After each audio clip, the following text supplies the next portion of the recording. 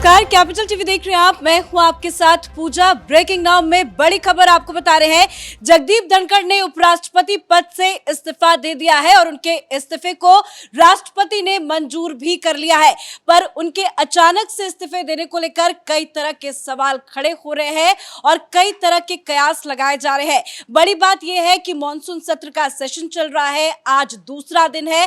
कल तक वो सेशन में मौजूद भी थे, कई बैठकों में उन्होंने हिस्सा भी लिया, पर अचानक से स्वास्थ्य कारणों का हवाला देते हुए उन्होंने इस्तीफा दे दिया है।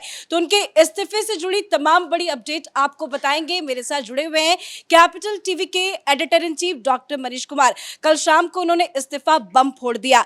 अब अगला उपराष्ट्रपति कौन होगा, ये तो चर्चा काफी लंबी होगी, पर क्या समझ में आ रहा है सर, रीजंस क्या हो सकते हैं, आखिरकार उन्होंने क्यों इस्तीफा दिया, वो भी अचानक तत्काल प्रभाव से? देखिए, कयास तो बहुत सारे लग रहे हैं, लेकिन जिस गौरवशाली ट्रेडिशन को इन्होंने आगे बढ़ाया, जिस तरीके से इन्होंने इस्तीफा दिया, इतने डिग्निफाइड तरीके से, ये तो काबिले तारीफ है। अब सवाल ये है कि भाई क्यों इस्तीफा दिया गया, ये अचानक से हुआ क्या? मुझे तो लग रहा है कि ये अचानक से नहीं हुआ है। एक प्री प्लान तरीके से प्रधानमंत्री मोदी का ट्वीट भी आ गया और उन्होंने भी स्वास्थ्य रीजन बताया। अगर अचानक से सिर्फ स्वास्थ्य रीजन होता तो ये इस्तीफा उस वक्त तो होता जब ये हॉस्पिटलाइज हुए थे। कल तक तो वो ठीक थे, लेकिन अचानक से ये क्या हुआ? एक दो बातें समझिए। ऑलरेडी धनखड़ साहब ने 2 दिन पहले एक अपनी फेयरवेल पार्टी दे दी। बहाना पत्नी के जन्मदिन का था। 800 लोग, जिसमें तमाम पॉलिटिकल पार्टीज के लोग थे। ऐसा भोज वो फेयरवेल के समय दिया जाता है, सारे स्टाफ भी थे। उपराष्ट्रपति कार्यालय, उनके घर, उनका पर्सनल स्टाफ, इन तमाम लोगों को उसमें शामिल किया गया था। ग्रुप फोटोग्राफ्स वगैरह लिए गए थे। ये तो ऑलरेडी चर्चाएं चल रही थी। फिर ये एक और मसला था, जब 2 दिन पहले जब प्रधानमंत्री मोदी, अमित शाह, राजनाथ सिंह वो राष्ट्रपति से मिले, और इस वक्त जब हम बातचीत कर रहे हैं, ये वीडियो रिकॉर्ड कर रहे हैं, प्रधानमंत्री के कार्यालय में एक बड़ी बैठक चल रही है, जिसमें निर्मला सीतारमण भी हैं, जेपी नड्डा भी हैं, विदेश मंत्री जयशंकर भी हैं। उसमें प्रधानमंत्री मोदी, अमित शाह, ये तमाम लोग एक साथ बैठ के इस वक्त कुछ बड़ी प्लानिंग में लगे हुए हैं। कहने का मतलब ये है कि इस्तीफा तो हो गया, लेकिन जिस तरीके से उनको, अगर अचानक से कोई बात हुई होती ना कि नाराजगी, कुछ लोग ये थ्योरी दे रहे हैं कि देखिए कल जो है वो बवाल मचा इस बात को लेकर के, क्योंकि जस्टिस वर्मा को बाकायदा जिस तरीके से उनके खिलाफ इम्पीचमेंट मोशन आना था, ये तमाम टीवी वाले चला रहे हैं कि इम्पीचमेंट मोशन जो है वो बाकायदा बीजेपी के तरफ से लोकसभा में उसको शुरू किया गया, लेकिन राज्यसभा के अंदर विपक्षी पार्टियों के द्वारा एक प्रस्ताव दिया गया, जिसे वाइस प्रेसिडेंट ने एक्सेप्ट कर लिया, जिससे ये बताया जा रहा है कि इससे नाराजगी हो गई कि भाई जब अगर सत्ता पक्ष जो है लोकसभा में कर रहा था तो आप अपने हिसाब से राज्यसभा में आपने क्यों किया।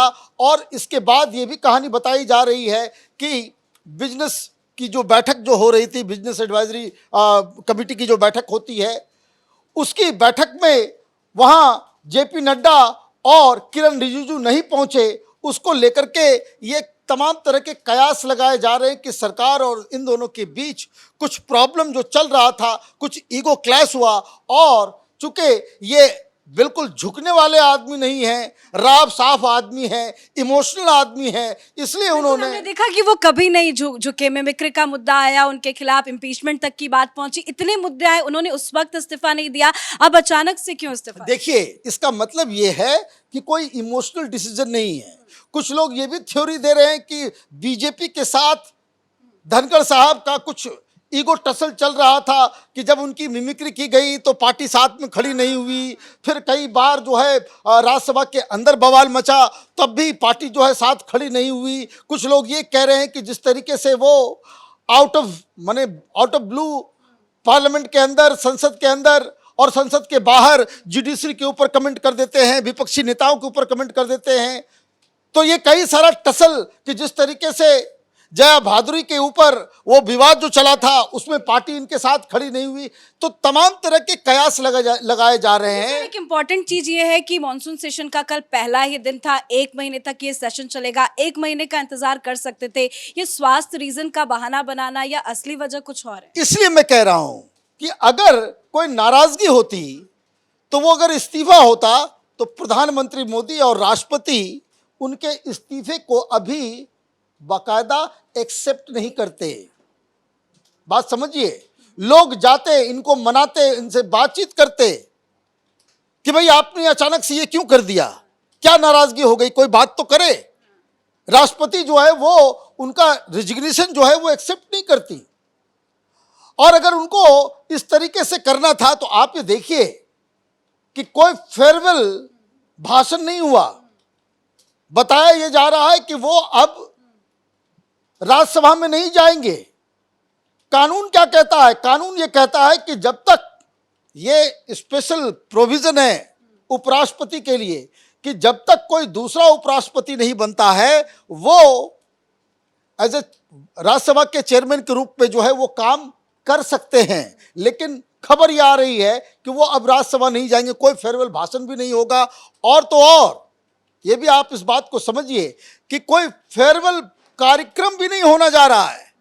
कहने का मतलब ये है कि इसका मतलब ये है कि कुछ न कुछ एक प्री प्लान तरीके से। सर, आपको क्या लगता है, क्या पीएम मोदी का एक बड़ा प्लान है? नो डाउट ये अचानक से इस्तीफा नहीं हुआ है और सबसे बड़ी बात है कि बहुत सारी बातें चल रही है कि भाई नीतीश को बनाया जाएगा, बिहार में इलेक्शन है, कोई अन्नामलई का नाम ले रहा है, कोई जेपी नड्डा का नाम ले रहा है, कई तरह की चर्चाएं हैं। आपको क्या समझ में आ रहा है कि ये इस्तीफे के पीछे की क्या बड़ी वजह हो सकती है? क्या है पीएम मोदी का प्लान? देखिए, मुझे लग रहा है कि ये कयास कौन बनेगा नहीं बनेगा ये उन लोगों को करने दीजिए। मुझे लगता है कि ये बेकार का डिस्कशन है, क्योंकि जो बनेगा वो प्रधानमंत्री मोदी ही जानते होंगे, क्योंकि ये ऑलरेडी एक बड़े प्लान के तहत लिया गया एक डिसीजन है।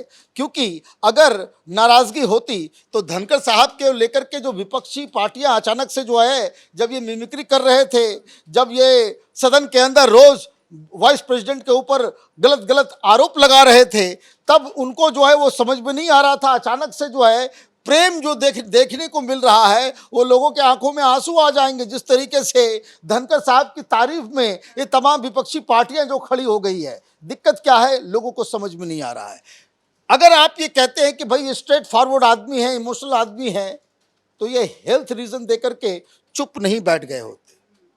ये अचानक से आप देखिए कि कल क्या हुआ, हेल्थ रीजन तो समझ में नहीं आ रहा है। क्यों? कल शाम तक आप बकायदा मीटिंग ले रहे थे, आपका तो इस तरह का अक्खड़ माने आपका रवैया रहा है कि आपकी तबीयत खराब होती थी, फीवर होता था, वायरल होता था, फिर भी आप चेयर पर जाकर के बैठते थे। तबीयत खराब होने का बहाना ये इसलिए भी जेल नहीं कर रहा क्योंकि जो चेयरमैन का काम है उसके लिए 8 लोगों का पूरा पैनल है। अगर उपराष्ट्रपति स्वास्थ्य ठीक नहीं है तो 8 लोग हैं लाइन में जो उस काम को जो है बकायदा वो कर सकते हैं। तो ये जो स्वास्थ्य को लेकर अचानक हॉस्पिटलाइज हुए, क्या वो कल का क्या प्लान था? कल शाम में इनको ज्योतिरादित्य सिंधिया के घर वो भोज में जाना था, बकायदा इनको इनवाइट किया गया था, वहां पे तमाम लोग थे। और ये बताया जाता है कि जब इस्तीफा हो गया तो इन्होंने कहा कि भाई अब पब्लिक में जाना ठीक नहीं होगा क्योंकि उससे बवाल मचेगा, और इसलिए ज्योतिरादित्य सिंधिया ने बकायदा इनके लिए स्पेशल खाना वगैरह मंगवाया गया था, वो उपराष्ट्रपति के घर भिजवाया गया। ये सारी जानकारी आ रही है। तो कहने का मतलब ये है कि ये कोई अनायास एट रैंडम गुस्से में इमोशनल होकर के किसी मुद्दे को लेकर के दिया गया रिजिग्नेशन नहीं है, बल्कि प्रधानमंत्री मोदी के ये लार्जर किसी प्लान का हिस्सा है कि जिससे उन्होंने ये एक चाल जो चली है और विपक्ष को समझ में नहीं आ रहा है कि धनखड़ साहब की तारीफ करें, उनको क्रिटिसाइज करें।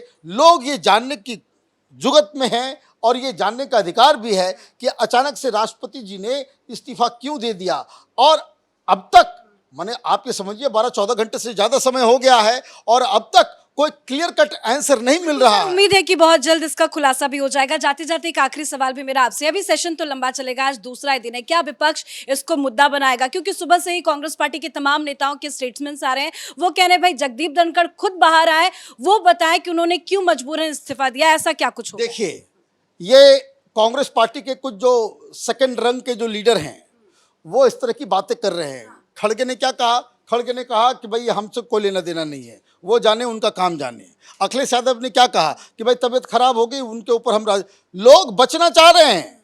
क्यों? क्योंकि इस बात को जान रहे हैं कि धनखड़ को आप मुद्दा बनाएंगे, आप प्रधानमंत्री मोदी के जाल में फंसेंगे। और इसलिए इनके लिए जो जो इनकी अपनी कैलकुलेशन है कि ये SIR, ये ट्रंप, ये ऑपरेशन सिंदूर, इस तरह के मुद्दे को भटकाने के लिए इस तरह का एक इस्तीफा का खेल खेला गया है। ये विपक्ष के बड़े लीडर सोच रहे हैं और छोटे लीडर ये कह रहे हैं कि भाई इसमें तो कुछ होना चाहिए, इसमें जानकारी आनी चाहिए। ये सारे चीज़ों के ऊपर से अपने आप पर्दा उठेगा जब प्रधानमंत्री मोदी उपराष्ट्रपति के लिए अगला दांव, अगला नाम जब वो आगे लेकर के आएंगे। धन्यवाद सर तमाम अपडेट के लिए। तो जगदीप धनखड़ के इस्तीफे ने विपक्ष की नींद उड़ा रखी है। विपक्ष को समझ ही नहीं आ रहा कि भाई अचानक से ऐसा क्या हो गया, क्योंकि कल मॉनसून सेशन का पहला दिन था, वो सेशन में थे, मौजूद थे और अचानक से देर शाम उनके इस्तीफे की खबर सामने आती है। आज सुबह राष्ट्रपति ने उनके इस्तीफे को मंजूर भी कर लिया है। पीएम मोदी का भी ट्वीट आ गया है। कई तरह के बयान अब विपक्षी पार्टियों की तरफ से